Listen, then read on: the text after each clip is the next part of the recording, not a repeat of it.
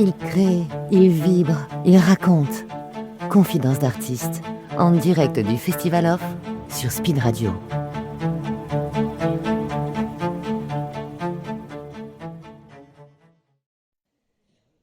On est de retour sur Speed Radio, toujours en direct du Festival d'Avignon, avec aujourd'hui une partie de l'équipe de Hongai qui se joue au Théâtre du Rempart à 19h55, sauf le jeudi jusqu'à la fin du festival. On est avec l'auteur et le metteur en scène de la pièce, alias La Belle Époque. C'est votre nom? Oui, merci, enchanté. Bonjour, enchanté également. Et nous sommes avec l'une des comédiennes qui est Flavie. Bonjour Flavie. Bonjour. Alors Flavie, tu joues plusieurs personnages. Oui, c'est ça. On est 5 comédiens pour 30 personnages, donc on a une bonne partition. Moi, j'en joue 7. 7 personnages dans la pièce. C'est assez intéressant à jouer. La pièce se situe dans le siècle dernier, au XXe siècle, à travers 15 époques différentes et traverse trois continents. Et on est plongé dans l'univers et dans les agissements, on va dire, de plusieurs grandes compagnies d'espionnage, comme l'espionnage français, l'espionnage américain, l'espionnage aussi en Asie. Qu'est-ce qui t'a donné idée, la Belle Époque, de te plonger dans cet univers d'espionnage?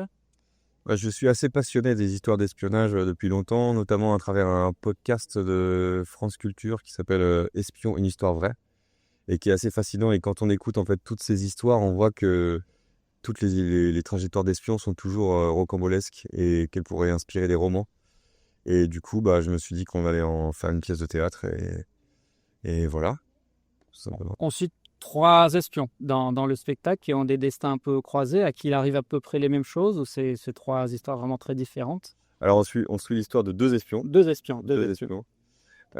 C'est des histoires très différentes puisqu'on a une espionne de la CIA qui a 34 ans, donc qui est plus jeune, et sa vie démarre pendant la Seconde Guerre mondiale, donc elle est plutôt marquée par la guerre froide, les années 50, les années 60. Et on a un espion qui est beaucoup plus âgé, qui lui a 73 ans, qui lui est un espion du SDEC, un espion français. Donc. Français, ouais. Le SDEC, c'est l'ancêtre de la DGSE. Et qui lui a beaucoup plus été marqué par les 2 guerres mondiales et par la décolonisation. Donc en fait, à travers les trajectoires de ces 2 personnages, on va revivre des grands moments de l'histoire et voir comment ces hommes, ces femmes ont dû s'adapter et essayer de vivre et survivre surtout face à ces grands bouleversements de l'histoire. Et parmi ces différentes époques, il y a de longs passages en Asie, notamment en Indochine, au Vietnam, un univers pareil qui a été très marquant dans les siècles derniers. Cet univers dont est tiré peut-être le titre Hongai. Que veut dire Hongai? Alors Hongai, c'est une ville en fait qui est située sur la baie d'Along, et c'est le lieu où est née ma grand-mère. Elle est née en Indochine dans les années 20, et donc à l'époque c'était la France, et puis un jour c'était plus la France, et du coup elle est rentrée en France, et ça m'a inspiré cette histoire parce que il y a des millions voire des milliards de personnes dont les vies ont comme ça été chamboulées par les grands bouleversements de l'histoire et qui ont dû s'adapter face aux guerres mondiales, à la décolonisation, à la guerre froide. Et c'est ça que raconte cette histoire, c'est-à-dire que nos personnages, comme tous les êtres humains, ils vivent des histoires d'amour, ils vivent des histoires de famille.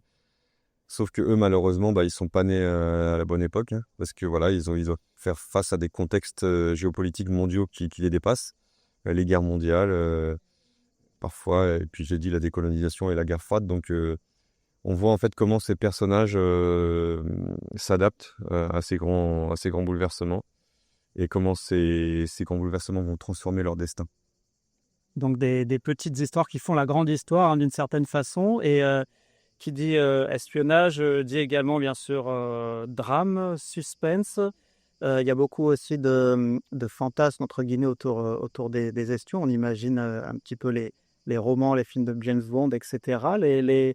Comment étaient développés on va dire les caractères de ces 2 espions-là aussi. Je ne sais pas qui veut en répondre. Pas là. Encore une fois, c'est des 2 personnages qui vivent des moments de l'histoire très différents et qui n'ont pas du tout les mêmes motivations. Mais ce qui est intéressant, c'est de voir que, comme souvent dans les histoires d'espionnage, c'est moins une question d'idéologie qu'une question d'affect. C'est-à-dire que ce qui va motiver nos personnages aussi, c'est beaucoup la famille, c'est beaucoup l'amour.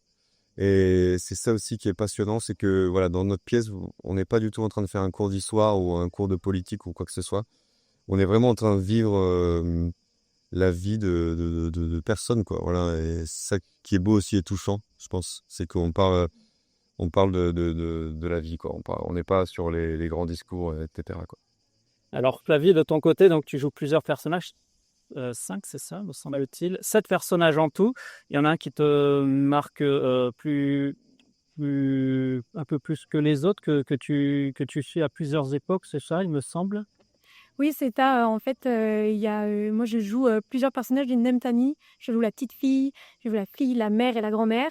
Et il y a une autre comédienne qui joue les mêmes rôles, mais à des âges différents, du coup, plus âgés. Et un personnage dont je pourrais peut-être plus vous parler, c'est celui où j'ai une plus grande partition, je dirais, c'est le personnage de Simone, qui est du coup une résistante communiste pendant la guerre et qui voit un peu sa vie être totalement rythmée par ces grands événements et qui va devoir faire des choix qui vont affecter sa vie. Et c'est très intéressant, je trouve, de voir parce qu'elle a mon âge, finalement, elle a une vingtaine d'années, et de voir comment elle met sa vie de côté pour ses idéaux, pour ce qu'elle semble être juste et bien. Et je trouve que ça fait vachement réfléchir et c'est encore beaucoup d'actualité parce qu'aujourd'hui, dans certaines parties du monde, il y a des gens qui sont amenés à faire des choix comme ça. On réalise la chance que nous, on a de pouvoir faire du théâtre et pouvoir faire nos vies sans avoir à se soucier de tout ça. Et donc, je trouve que ça a beaucoup d'écho avec tout ce qu'on peut entendre aussi en ce moment. Alors, par exemple, qu'est-ce que pourrait dire Simone, par exemple? Est-ce que tu peux nous dire comment est-ce que Simone est introduite dans le spectacle? Quelle est sa première réplique, par exemple? Alors, sa première réplique, c'est « Bonsoir ». Ah, très bien. Et après? Après, elle rencontre un jeune homme dans un bar et qu'elle avait croisé au rassemblement, à une réunion du parti. Et donc, ils vont un petit peu discuter ensemble de pourquoi est-ce qu'ils font ça, pourquoi est-ce qu'ils sont au parti, etc. C'est dans un bar à Belleville en 1937, au moment du Front populaire, qu'ils se rencontrent. Donc, il y a aussi pas seulement des événements internationaux, il y a aussi des événements nationaux forts comme le Front populaire. Comment est-ce qu'on passe de ces différents continents, de cette époque qui évolue au fil du spectacle? Y a-t-il des décors qui changent, des projections peut-être, des jeux de lumière, des ambiances sonores? Tout à fait, on utilise beaucoup la lumière pour la mise en scène et puis il y a aussi beaucoup de musique. On a un côté vraiment très cinématographique dans cette pièce parce qu'on utilise aussi beaucoup la vidéo et on projette beaucoup de vidéos d'archives. Et donc on va voir des vidéos par exemple des guerres mondiales, des vidéos de discours qui vont nous faire revivre les grands événements de manière beaucoup plus immersive. C'est ça. Voilà. Donc lorsque des scènes apparaissent, on sait à peu près où est-ce qu'on se situe, quel grand chef d'État vient de parler, etc. et quelles conséquences ça a en effet. J'imagine qu'il y a des costumes et des façons de parler qui diffèrent également peut-être du quotidien, Fanny?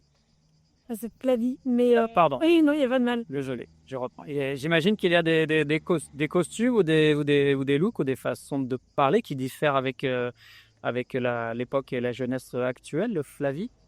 Oui, on a fait beaucoup de recherches de costumes justement pour être sûr d'être dans la bonne époque.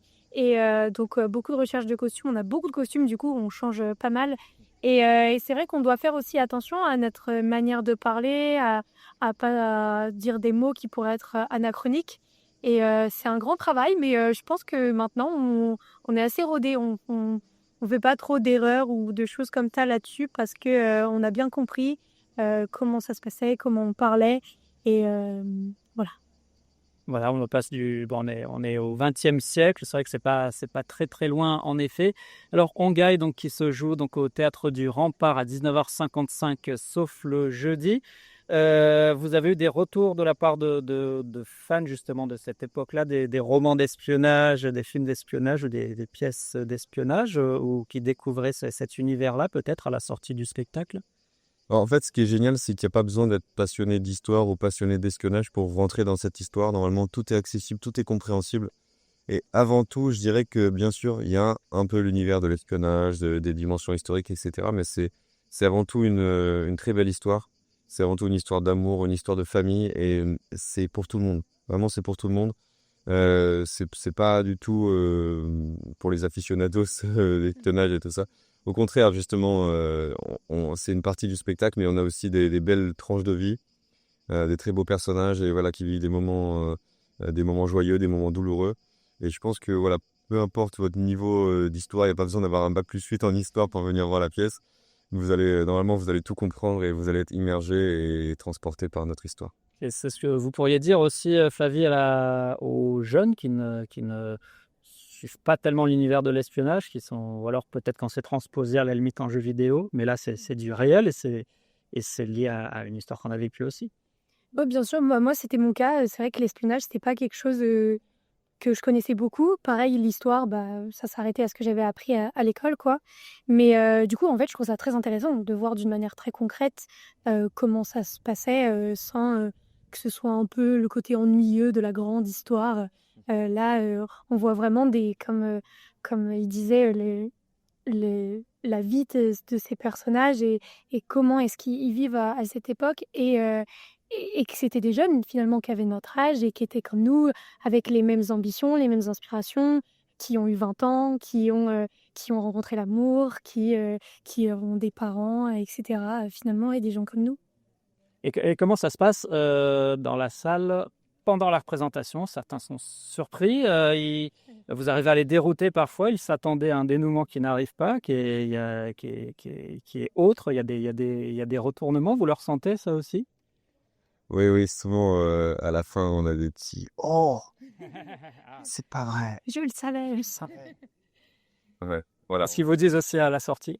Ouais, c'est marrant de voir, il y a vraiment deux côtés, des gens qui vont nous dire: «Ah mais moi, j'avais deviné, je savais, je m'en doutais» et des gens qui au contraire vont se dire: «Oh là là, mais je l'ai pas vu venir», c'est vraiment marrant d'avoir, ces retours-là et de les entendre au moment de jouer, dans la scène, d'avoir ces petits commentaires, ça veut dire que les gens sont tenus, par le suspense tout au long de la pièce, donc nous, ça nous fait plaisir d'entendre ces petits retours. Il y a eu pas mal de recherches, j'imagine, autour de l'univers de l'espionnage français, de l'espionnage américain et aussi des événements historiques. De votre côté, vous êtes peut-être allé presque jusqu'au Vietnam pour préparer la pièce, je ne sais pas, la Belle Époque. En tous les cas, il y a eu un travail de recherche, on imagine, pour rendre tout cela vraisemblable ou imaginable. Bien sûr, ouais, ouais, il y a eu un énorme travail de recherche. Et en fait, ce qui est intéressant aussi dans cette histoire, c'est que tous les événements auraient pu arriver. C'est-à-dire que tout est fictif, tout est inventé, mais j'ai fait en sorte de vérifier chaque information pour qu'en fait, les trajectoires de nos espions auraient pu se dérouler dans la vraie vie. Donc, ouais, ça, c'est assez intéressant. Et il y a d'ailleurs un historien qui a vu la pièce fin mai et qui m'a dit qu'il n'y avait pas trop d'erreurs, donc j'étais assez content. Ce ne sont pas des personnages extraordinaires, ce sont des personnages ordinaires qui sont emportés par un destin extraordinaire, on pourrait dire.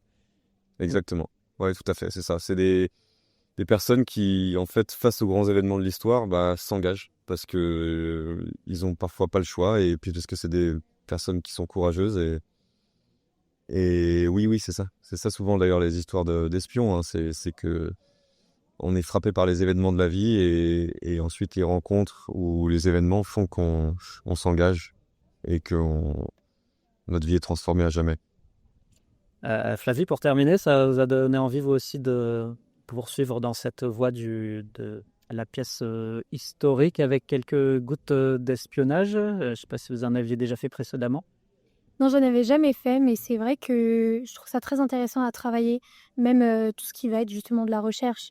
J'ai voulu regarder des documentaires, des archives, de vraiment s'intéresser et en même temps, j'apprends des choses. En fait, c'est ça qui est génial, c'est que en jouant, j'apprends beaucoup sur notre pays, notre histoire, sur ce qui s'est passé.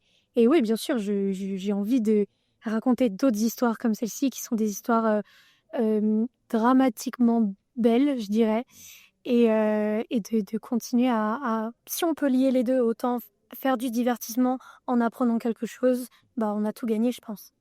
30 personnages, 15 époques, 3 continents, 5 comédiens, des jeux de lumière, des projections vidéo, des sons, des décors, bref, beaucoup plus, l'histoire vue de façon beaucoup plus passionnante de ce que ont pu vous raconter vos parents et vos grands-parents. Donc, on leur rappelle au Théâtre du Rempart à 19h55, sauf le jeudi.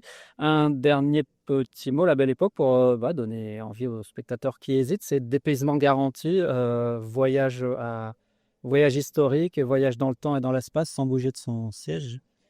Oui, et vous passerez un très bon moment et vous pouvez venir nous voir à la sortie et c'est garanti, vous serez content. Eh bien, merci. Et d'ailleurs, je dis un dernier truc aussi pour rebondir sur ce que disait Flavie. On est d'ores et déjà en train de travailler à une prochaine histoire aussi. Donc voilà, petit teasing, et ce sera toujours un drame historique, mais qui sera dans une autre époque. Ça s'appellera Pigalle 1926. Ah oui, et d'accord. Ce sera une enquête policière dans l'entre-deux-guerres. Il y a un siècle, vous en serez, Flavie? Et oui, j'ai la chance de continuer cette aventure. Donc suivez-les, on peut dire un mot justement de votre structure, de votre compagnie également. Oui, ça s'appelle le collectif Rue 46. Et vous pouvez nous suivre sur les réseaux sociaux. Enfin, en ce moment, c'est surtout Ongaï la pièce, parce qu'en fait, c'est le compte du collectif qui est devenu le compte de la pièce. Donc c'est Ongaï la pièce sur Instagram ou sur Facebook. Comme ça se prononce, Hongay à 19h55, sauf le jeudi, pardon, Hongai à 19h55, sauf le jeudi au Théâtre du Rempart. Merci beaucoup, La Belle Époque. Merci beaucoup à Speed Radio, merci à vous. Merci beaucoup, Flavie. Merci à vous.